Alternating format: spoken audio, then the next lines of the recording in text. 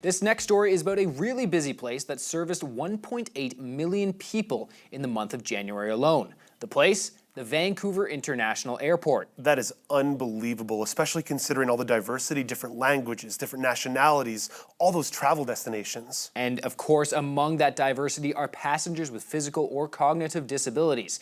Since the early 90s, YVR has implemented a variety of initiatives to ensure that passengers with special needs have a better experience. And those initiatives are wide-ranging, from the employees to the loudspeakers, even the floors. AMI's Grant Hardy traveled to YVR to find out more.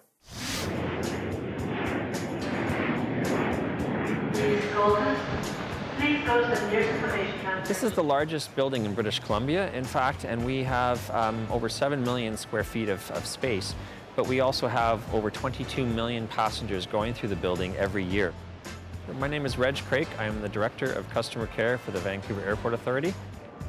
With so many visitors passing through its doors, Vancouver's airport, or YVR, has made universal accessibility a priority.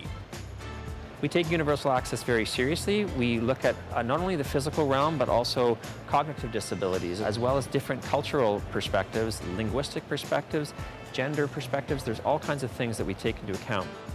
To help with its goal, YVR enlisted the services of consultant Brad McCannell, a wheelchair user who's been advising the airport for over 25 years.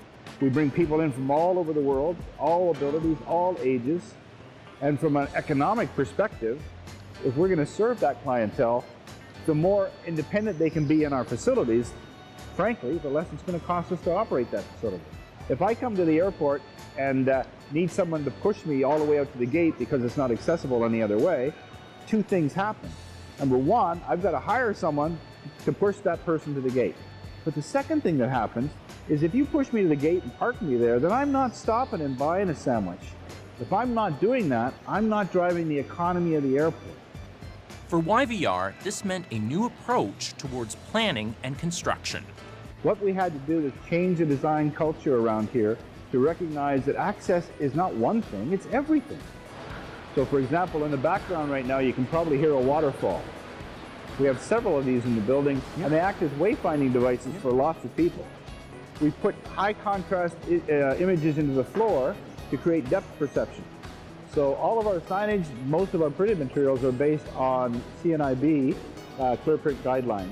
It's large block letters, it's high contrast, it's using colors that work together, and most importantly, we use mostly backlit signage. One of our newest features at YVR is an indoor dog relief area. So what we did is we put a dog relief area inside the building post security, so that people traveling with dogs or people using service or guide dogs have a place inside where they can come in and their dog can have a little relief. In addition to standard features such as accessible elevators and bathrooms, YVR contains acoustic treatments to dampen sound, many of which are hidden in the form of art or light fixtures. Even with all that YVR has accomplished, Brad knows that they will always have to keep accessibility improvements on their mind. One of the things about access, as you well know, is it's a moving target. The demographics change, the needs of the people change, technology changes. So part of our job is to keep up with that curve and to understand who our users are and what we can do better for them. Challenging as it may be, Brad sees a lot of advantages coming out of addressing them. It's a wonderful opportunity to test things, to try things, to see if they work, and to export that idea. That kind of corporate leadership is what we need in the community. We need them to show, first off, this is how you do it, and second, let's all do it.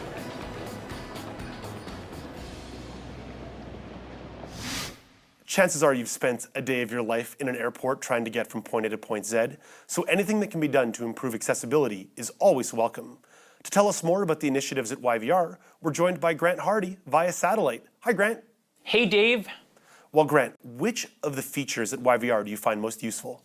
Well, I've always gotten excellent service from their dedicated number for passengers with special needs, and actually I've had staff offer to meet me at our Canada line, which is a rapid transit train that connects commuters flowing in and out of the airport. That's great, far exceeds any expectations I would ever have had of staff at YVR. I think subtle features like the barrier-free entryways of washrooms are good too, because you don't have to worry about which way the door is swinging. I think that really speeds up the flow of traffic. And in fact, the audio experience in the restrooms is pretty good too, because you can clearly hear the pages, whereas at other airports, they're easy to miss. And last but not least, I can't wait to check out the new service dog relief area if and when I get a dog, new guide dog. How about you, Dave? How does YVR compare in terms of accessibility to other airports that you visited? Well, Grant, I think you hit something right on the head there when you talked about public transport and airports. So many of them are off the beaten trail and can't be reached via public transportation, or at least not easily. I think about Montreal and Dorval, very difficult to get to via public transportation. O'Hare in Chicago, one of the biggest airports in North America, almost impossible to reach via public transportation and well out of the city core. So anything a city can do to make sure you can get to that airport with ease without maybe spending $50, $100 or on a cab or an Uber definitely is very, very helpful. But Grant, what about some of the challenges you faced in your personal travels at airports all around the country? I don't want to speak for everyone, but I do best in terms of mobility when I'm able to walk a route several times, really get familiar with it, in contrast to an airport where literally you're walking through a vast open space, maybe to a gate that you've never been to yet. And being blind, I don't have access to the high contrast tiles on the floor, even tactually. I can't tell exactly which exit or gate I'm at. So I tend to rely on sighted guiding through the airport, at least at the time being. Another thing that's interesting is your experience in an airport can really be dictated kind of from counter to gate by your airline. And as Reg mentioned, most people don't think to call YVR as well as their airline, but it's great to do that when you're booking a flight because YVR can really fill in some of those gaps in service, which, to be honest, can be kind of hit or miss from airline to airline. So I think it's fabulous that YVR is training their staff to provide the best service possible. I would love to see a universal standard for airlines so that you could count on the same service regardless of what airline you're flying. How about you, Dave? What are some of the challenges you've experienced?